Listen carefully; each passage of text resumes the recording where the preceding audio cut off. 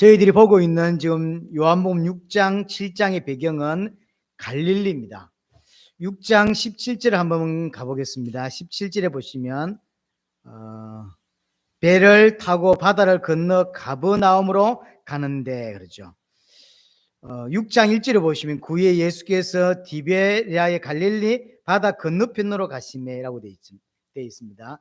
이게 지금 이 배경이 전부 갈릴리입니다. 거기도 6장 4절에 다시 보면 때가 어느 때냐면 6월절이라고 되어 있고요. 오늘 본문도 갈릴리고 또 2절에 초막절이라고 되어 있습니다.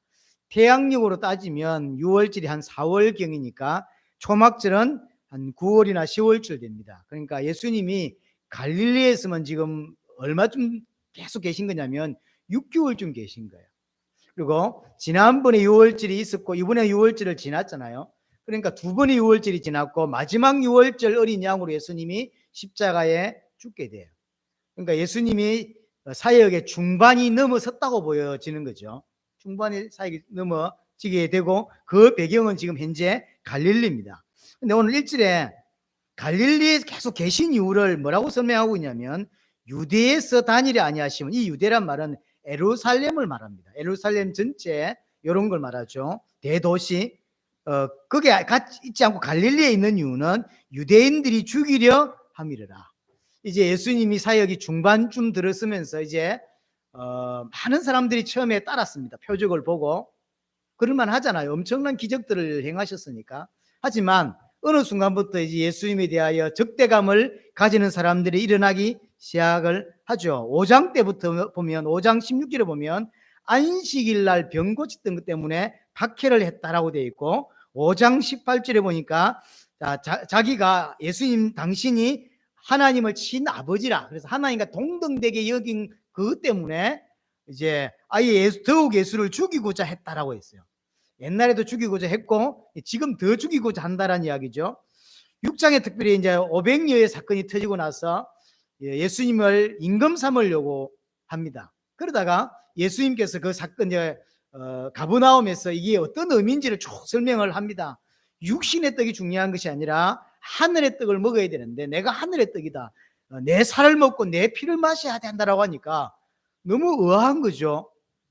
그냥 예수님 그들이 원하는 메시아, 그들이 원하는 그리스도는 경제적인 그리스도, 군사적인 그리스도예요. 그래서 지금 로마에 속국되어 있는 이 정치적인 문제를 해결해 주고 좀 가난한데 이 가난의 문제를 해결해 줄 수 있는 그런 이런 경제적인 걸 해결해 줄 수 있는 메시아를 원하는데 500여 사건을 들어서 특별히 그걸 원했는데 갑자기 500여 사건을 설명하면서 하늘에서 온 떡을 먹어야 된다.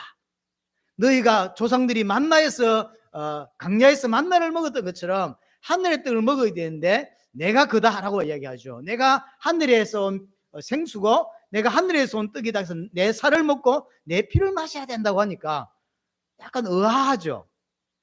그래서 6장 41절 42절에 보면 예수님에 대하여 수건 그린다. 하늘에서 왔다 하니까 사람들이 말합니다. 그 형제를 우리가 아는데, 그 부모를 우리가 아는데 지가 하늘에서 왔어? 이렇게 이런 이야기를 하는 거죠. 그러면서 60절 가까이 있으니까 6장 60절을 보세요. 60절에 보면 제자 중 여럿이 듣고 말하되 이 말씀은 어렵도다. 그냥 단순하게 예수님이 그리스도 같고 예수님을 우리의 임금으로 삼으면 정치 문제, 경제 문제 다 해결할 수 있다라고 해서 임금 삼으려고 했더니 그게 아니고 내가 하늘에서 왔고 내 살을 먹고 내 피를 마셔야 된다고 하니까 우리가 무슨 식인종도 아닌데 그렇게 들리는 거예요. 그래서 말씀이 너무 어렵다라고 하면서 어떤 일이 벌어지냐면 떠나는 일이 벌어지게 되는 거죠. 6장 66절에 보시면 그때 그의 제자 중에 많은 사람이 떠나가고 다시 그와 함께 다니지 아니하더라. 처음에는 육신적으로 예수님을 이해해서 예수님을 따라다녔던 거죠. 그래서 제자라는 칭호까지 받았어요. 하지만 이제 한쪽에서 점점 핍박이 오고 예수를 죽이자는 사람들이 일어나기 시작하고 특별히 오병이의 사건으로 말미암아 조금 자기들이 생각했던 거 다른 이야기를 하는 거죠. 자기 살을 뜯어먹어야 된다는 둥, 피를 마셔야 된다는 둥, 자기가 하늘에서 왔다는 둥. 우리가 그 형제를 알고 부모를 아는데 지가 왜 하늘에서 왔어? 이 이해가 안 되는 거예요. 그래서 이제 우리가 원하는 자가 아닌갑다라고 생각해서 떠나게 되기 시작합니다. 그러면서 6장 71절 마지막에 이 말씀은 가롯 시몬의 아들 유다를 가리키심이라.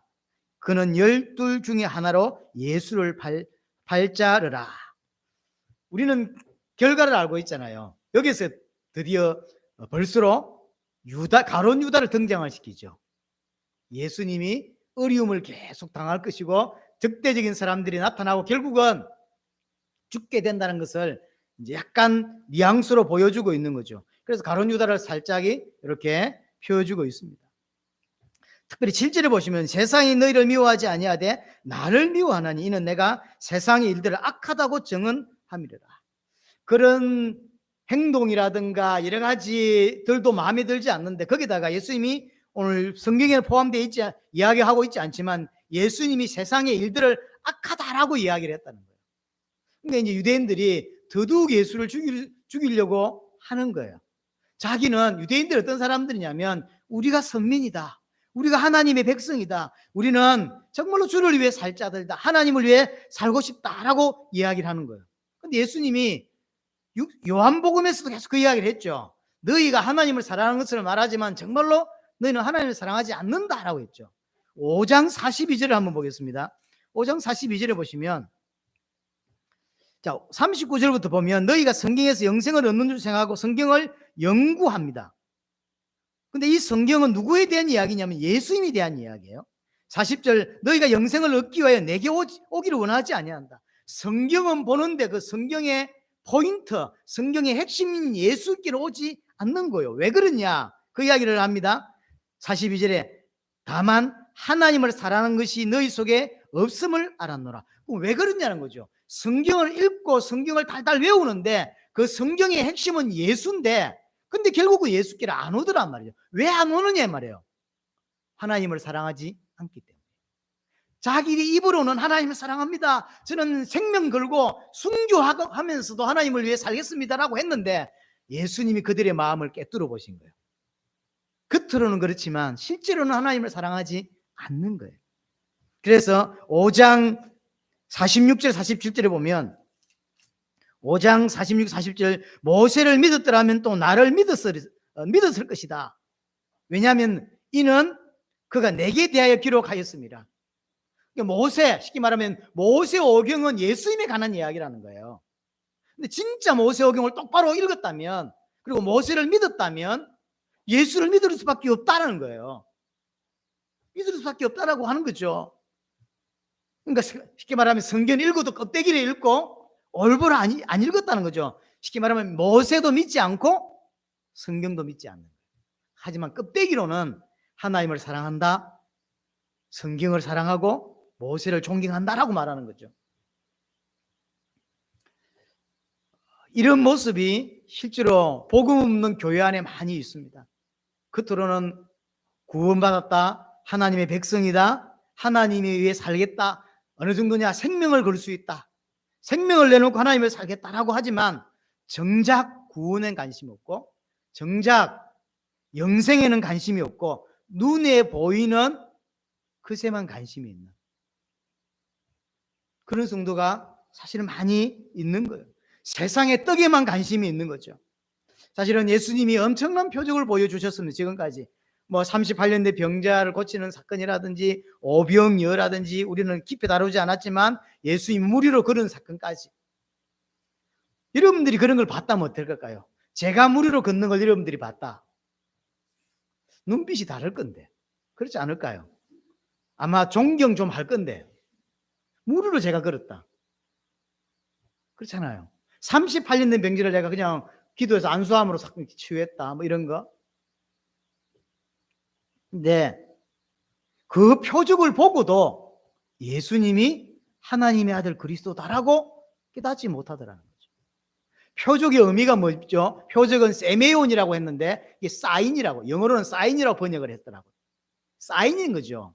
이게 표적 자체에 중요한 게 아니에요. 이 표적을 누구길래 행할 수 있었냐는 거죠. 예수님이 누구길래 무리로 걸을 수 있었냐? 창조주 하나님이더라 이 말이거든요.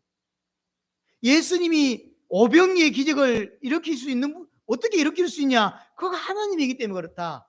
그러면서 하나님보다 더 중요한 것은 그가 우리에게 구원을 줄 수 있는 생명이 떡이 된다, 하늘에서 온 만나다라고 이야기를 하고 있는 거죠. 우리는 뭘 먹어야 되냐면 육신적인 만나도 먹어야 되지만 하늘의 만나, 생명의 떡, 하늘의 떡을 먹어야 구원받는다라고 하는 이야기거든요.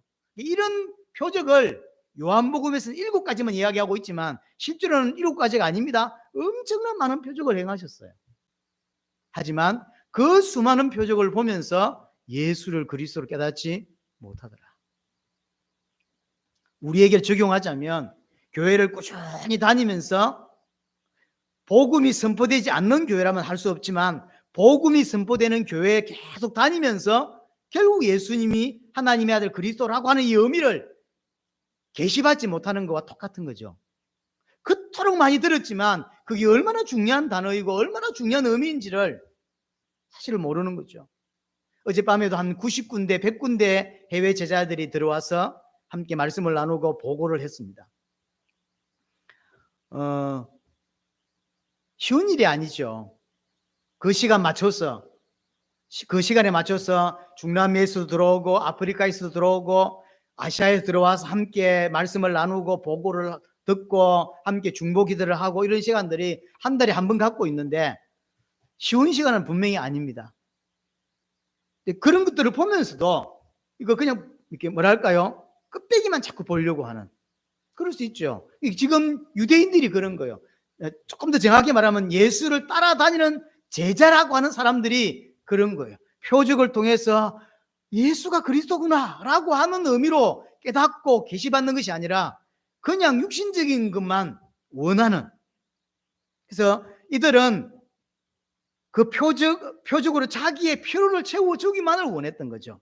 아, 예수님이 저런 걸 할 수 있어? 그럼 나에게 그걸 해줬으면 좋겠어 라고 하는, 그럼 예수님이 표적을 일으키는 목적은 잃어버리고 그 표적의 능력을 가지고 내게 내 필요한 거 좀 채워줬으면 좋겠어 라고 하는 게 그들의 목적이었던 거죠. 그런데 중요한 건 예수님이 그걸 안 채워준다는 거예요. 5병여의 기적을 탁 일어나자마자 수많은 사람들이 그를 임금 삼으려고 하죠. 왜 그럴까요? 먹는 문제 해결될 것 같다. 예수 따라다니면, 예수 믿으면 경제 문제 끝난다 라고 생각한 거죠. 근데 갑자기 예수님이 가버나움에서 이것은 그 이야기가 아니다. 너희 조상들이 강야에서 만나를 먹고 살아난 것처럼 우리는 하늘에서 온 떡을 먹어야 된다. 하늘에서 온 만나, 그게 나다. 내가 하늘에서 왔고 내 살을 먹고 내 피를 마셔야 된다. 내 피가 참된 음료다라고 하니까 의아한 거죠. 우리 경제 문제 해결할 수 있는데 그건 안 해주고 왜 자꾸 자기를 뜯어먹으라 그래? 왜 자기를 마시라 그래? 그러니까 이 말이 어렵도다. 이게 그래서 예수님을 이제 점점점 멀리하고 떠나가고 결국 예수를 죽이는 데까지 가게 되는 거예요. 자기 요구사항을 들어주지 않는 거죠. 더 이상 예수라고 하는 분이 자기의 육신적인 유익을 주지 않는구나 라는 걸 알게 됩니다. 그래서 중요한 부분 중에 하나가 뭐냐면 6장 몇 절이었죠? 6장 26절 한번 볼까요? 6장 26절에 보시면 예수께서 대답하여 이르시되 내가 진실로 진실로 너희에게 이르노니 너희가 나를 찾는 까닭은 표적을 본 까닭이 아니오 떡을 먹고 배부른 까닭이로다. 예수님을 왜 믿냐 말이에요. 예수님 왜 따라다니냐? 표적을 봤기 때문이 아니라는 거죠. 이 말은 기적을 못 봤다는 이야기가 아니라 표적이 말하고자 하는 걸 깨닫지 못하고 그냥 오병이어로 배불렀던 거죠. 그래서 자신의 이런 경제 문제 해결될 수 있겠다라고 한 것 때문에 예수님을 쫓아다니고 예수님을 임금 삼으려고 했던 거죠. 그런데 예수님의 말을 들어보니까 그거 해주지 않는다는 거죠. 자기의 유익을 주지 않는구나라는 걸 알고는 그때부터 예수님을 떠나가고 예수님을 죽이려고 하는 것입니다. 자, 이 문제는 우리에게도 적용해 볼 수 있습니다. 우리는 그렇게 생각합니다. 기적이나 하나님이 하신 능력이다라고 보여주면 예수를 믿을 것처럼 하지만 이 시대도 예수님 당시와 비슷하다고 생각합니다. 기적과 신비와 이런 걸 통해서 정말로 예수를 믿을 확률이 몇 프로나 될까? 저는 별로 안 된다고 생각합니다. 기적이 일어나면 예수를 믿을 것 같잖아요. 표적을 보여주면 예수를 믿을 것 같죠. 근데 그걸로 예수를 믿는 사람이 거의 없다. 그래서 표적 따라다니고 기적 따라다니고 그래서 방언하는 쪽에 무슨 신비한 은사나 신비한 뭔가를 쫓아다니는 사람은 전부 껍데기로 갈 수밖에 없어요. 원래는 그 기적과 표적과 방언이나 이런 신비한 은사들은 정말로 예수님이 하나님의 아들 그리스도라는 사실을 깨닫게 하고 우리를 그 복음을 전하는 자로 세우기 위해서 주셨던 게 방언이고 은사였는데, 은사 받고 방언 받았지만 그쪽으로 안 가더란 말이에요. 저는 지금도 수많은 은사나 수많은 신비한 체험이나 수많은 표적들을 보여준다 할지라도 믿지 않을 거라고 생각합니다.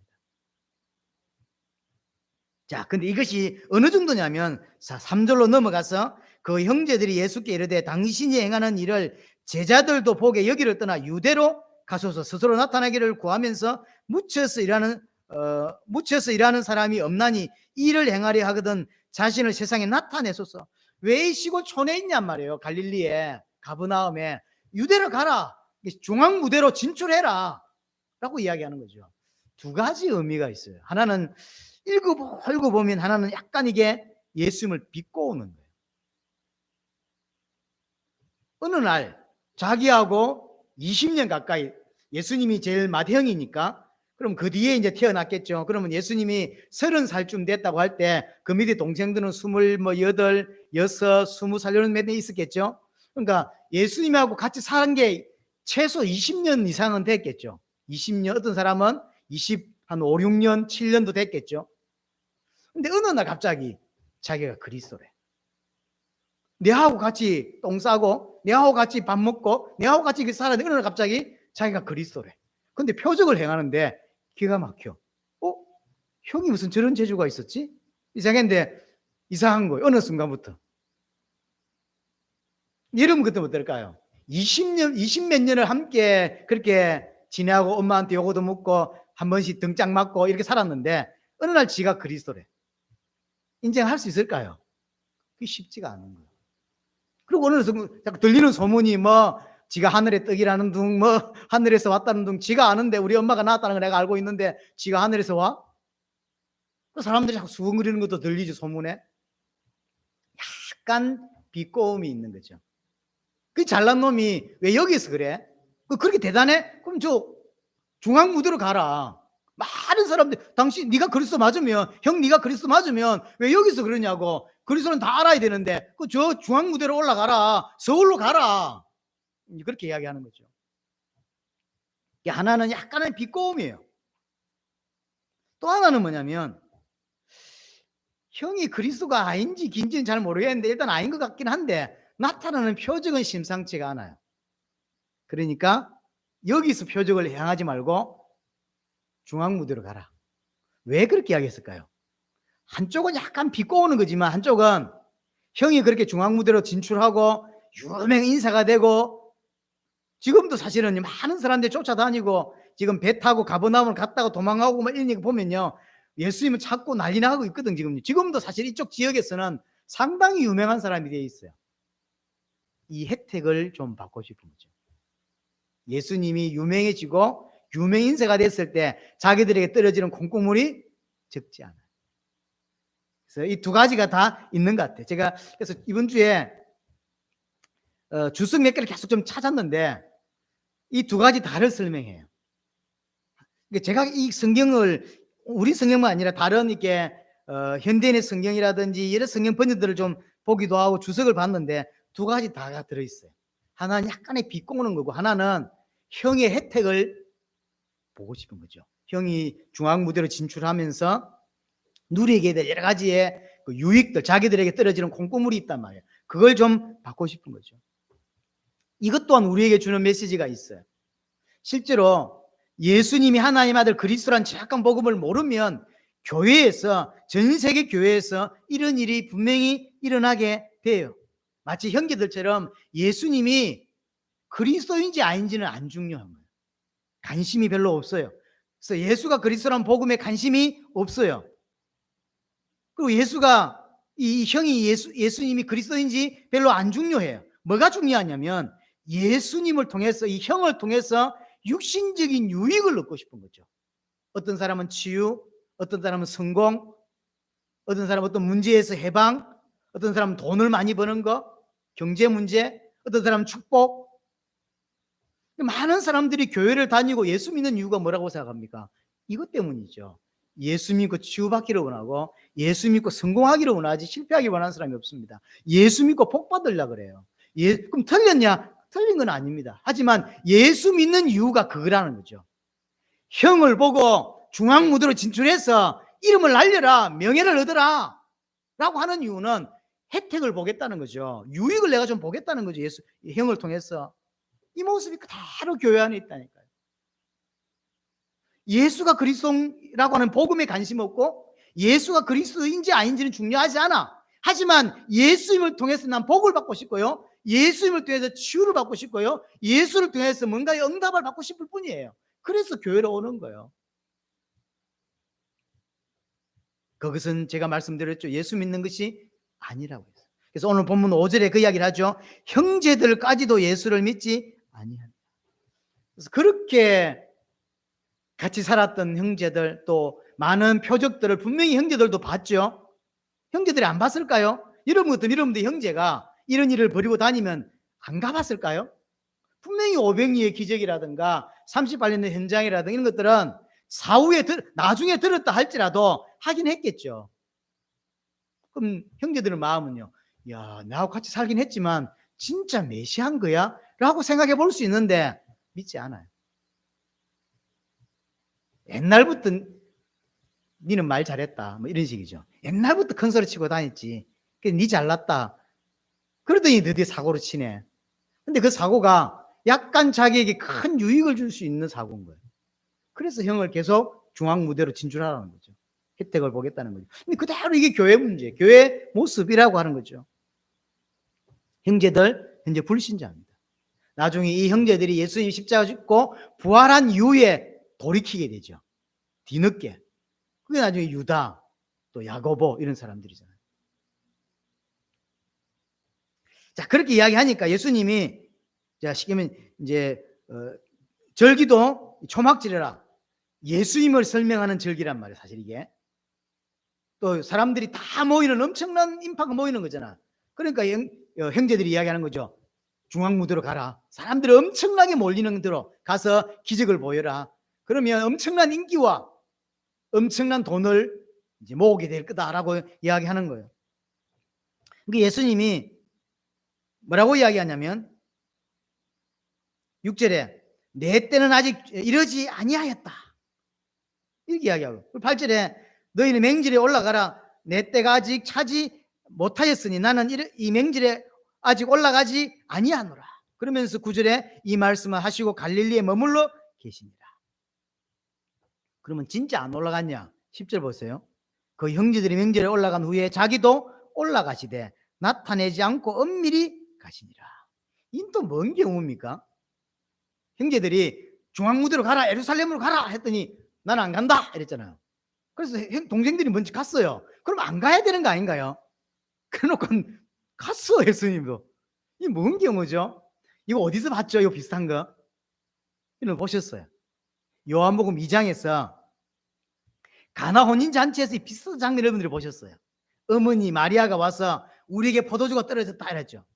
예수님이 나와 무슨 상관이 있습니까? 이러죠. 이게 어떻게 들립니까? 안 들어줄 것처럼 하잖아요. 내가 무슨 상관이 있습니까? 이런 거 안 들어줘야지. 근데 또 물을 포도주로 만든다. 이 같은 거예요.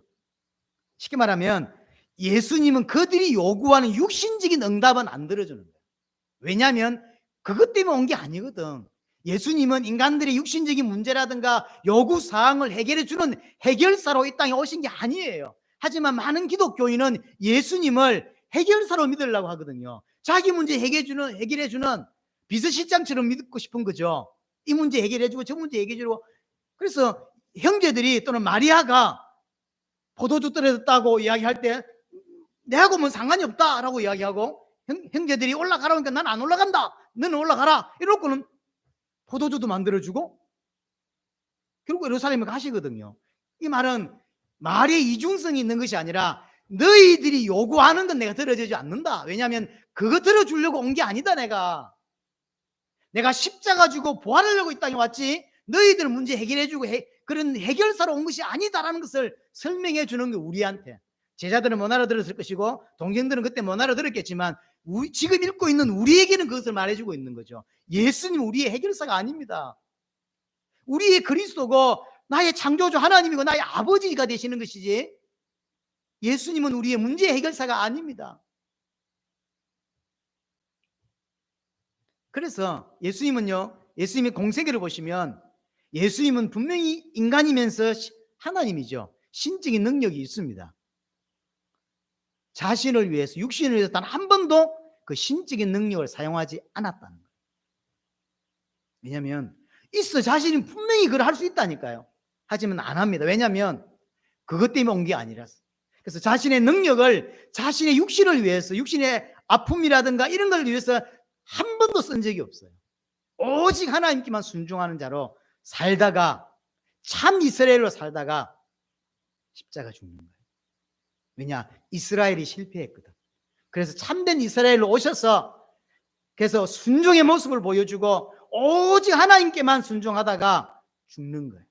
그게 이스라엘의 모습이거든. 원래가요. 그게 원래 아브라함의 모습이어야 됐고 원래 아담의 모습이어야 했었습니다. 하지만 아담도 실패했고 아브라함도 실패하고 이삭도 실패하죠.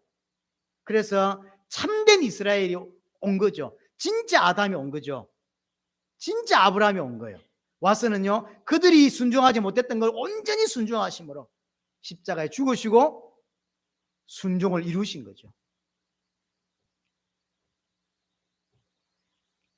그래서 예수님은 그들의 요구와 상관없이 하나님의 일을 위해서 올라가신 거예요. 그들이 올라가자라고 했기 때문에 또는 마리아가 포도주 만들어 달라고 했기 때문에 만드는 것이 아니라 하나님의 일을 이루기 위해서 하는 거예요. 그래서 이게 똑같은 것처럼 보이지만 다른 거예요. 동생들의 요구 또 어머니 마리아의 요구가 오늘날 교회의 요구와 똑같습니다. 예수님의 능력을 나타내달라. 그렇게 이야기하죠. 제가 성공할 수 있도록, 제가 돈을 많이 벌 수 있도록, 제가 응답받을 수 있도록 그 예수님의 능력을 내게 허락해달라 라고 이야기합니다. 예수가 그리스도고 그가 왜 이 땅에 오셔야만 했고 그가 왜 십자가에 죽으셨냐 관심이 없고 오직 그분이 누구였든지 어떤 일을 행하셨든지 그의 십자가가 어떤 의미였든지 상관없고 오직 그분의 능력으로 내게 주셔서 내가 돈 많이 벌고 내가 치유받고 내가 응답받고 내가 성공하는데 그 능력이 필요하다라고 하는 거죠. 그것 때문에 예수 믿으려고 하는 거예요. 자꾸 분명히 말하지만 그건 예수 믿는 게 아니라고 하는 거죠. 이걸 누가 하고 있는 거냐면 사실은 마귀가 하는 거예요.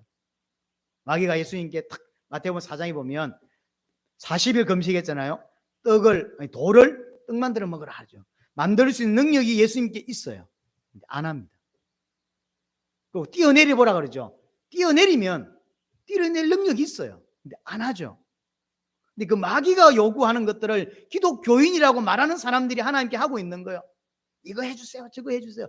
이 말은 육신적인 기도를 하면 안 된다는 이야기를 하고 있지 않습니다. 혹시 제 설교를 듣는 분들이 그런 기도가 나쁜 기도인가? 라고 생각할 수 있어요. 아닙니다. 하셔야 되는 거예요. 근데 하나님이 아신단 말이에요. 왜 그렇게 기도하는지. 정말로 예수를 그리스도로 믿고 하나님을 아버지로 믿기 때문에 하나님 지금 이런 상황입니다. 이런 거 어떻게 해야 되겠습니까? 라고 묻는 것인지 기도인지 아니면 그런 거 전혀 상관없이 믿지 않지만 오직 예수님께 육신적인 그 응답을 받기를 원하는 것인지 하나님이 아십니다. 그 기도 자체가 나쁘다고 하는 게 아니라 믿으라고 하는 이야기예요. 진짜 예수님을 하나님의 아들로 믿으라고 하는 거죠. 만약에 그런 응답을 줬을 때 감사하다고 하지만 반대로 주면 어떡할까요? 하나님의 뜻이라고 하면서 요셉처럼 어려움을 주면 금방 대들 건데 안 믿기 때문에. 믿는 자는 응답 줘도 감사하고요. 응답을 하나님이 중단시켜도 감사한 거예요. 왜냐하면 하나님을 인정하기 때문이요. 이유가 있다. 기다려야 된다. 라고 생각하지 대들지 않죠. 금식하면서 하나님 막 배들고 내가 이토록 헌신했고 내가 교회에서 얼마나 헌신했는지 내가 얼마나 헌금했는지 하나님 모릅니까? 내가 이 말하면 하나님도 뭐 좀 해줘야 되는 거 아닙니까? 이런 식으로 하나님께 안 되던다고요. 안 믿기 때문이요. 안 믿는데 믿는 척 했고 그렇게 기도했을 뿐이에요. 하지만 진짜 믿는 자는 육신적인 기도를 합니다. 아픈 것 때문에 하나님이 아픕니다. 이거 낫게 해주십시오. 아니면 어떻게 하면 나을 수 있습니까? 누구를 찾아가야 합니까? 어느 병원을 가면 좋겠습니까? 하나님께 자꾸 물어요. 그게 정상이지. 아버지한테 그러면 안 묻습니까? 이게 하준이가 왔다 갔다 오전에 했는데 이 하준이 좀 아파. 그러면 엄마한테 이야기하는 게 정상 아닌가요? 6살밖에 안 된 게 꼭 육신적인 거 엄마한테 말하면 안 돼. 참는 게 옳습니까? 아니에요. 엄마한테 이야기하는 게 맞아요. 엄마 머리가 아파. 엄마 배가 아파. 우리도 마찬가지. 육신적인 문제 있을 때 하나님께 하나님 제가 여기 머리가 아픕니다. 여기가 아픕니다. 여기 고장난 거 이야기하는 게 맞지. 제가 하는 이야기는 그걸 전혀 필요 없다라고 이야기하는 것이 아니라 정말로 예수님이 하나님의 아들이시고 그리스도라고 하는 정확한 복음을 믿고 하나님의 자녀가 되어야 된다는 이야기를 하는 거죠. 자녀가 된 사람이 자녀이기 때문에 아버지께 그렇게 기도할 수 있는 건데 수많은 교회는 자녀도 아닌데 그걸 하고 있다는 거죠. 그게 종교라고 하는 거예요. 그거 믿는 게 아닙니다. 저는 육신적 기도를 안 할까요? 저는 합니다. 하나님이 아십니다. 왜 그걸 하는지. 저는 부흥에 관한 기도를 안 할까요? 하나빛 교회 부흥을 두고 합니다. 저는 부흥을 외치는 사람들 까는데 가끔 설교할 때 이중적이지 않나요? 아니에요. 저는 예수를 그리스도로 믿고 하나님의 자녀입니다. 하나님 자녀이기 때문에 하나님께 자꾸 묻는 거예요. 이게 필요하지 않습니까, 하나님? 이게 유익되지 않을까요, 하나님? 어떻게 하면 좋겠습니까, 하나님? 자꾸 하나님께 묻는 거예요. 어떤 면에서 그렇게 기도 안 하는 게 교만 아닌가요? 하나님 인정하지 않고 자기가 버티고 앉아있는 그게 교만이지. 하나님 인정한다면 하나님께 모든 걸 다 이야기하는 거죠. 이렇게도 할 수 있고 저렇게도 할 수 있는 거죠. 중요한 건 진짜로 믿는 게 뭐냐는 거지. 여러분들 전 세계 교회가 생각보다 많이 전혀 성경에서 하는 믿음과 상관없이 종교로 교회를 다닌다는 걸 아셔야 돼요. 그래서 믿음이 뭔지를 몰라요. 그래서 문제인 거예요. 자, 6절 다시 돌아가서 내 때가 아직 이르지 아니했다라고 하죠. 이 내 때는 언제를 말합니까? 이게 가나 혼인잔치에도 이야기했었어요. 가나 혼인잔치에서 예수님이 내 때가 아직 이르지 아니했다 했거든요.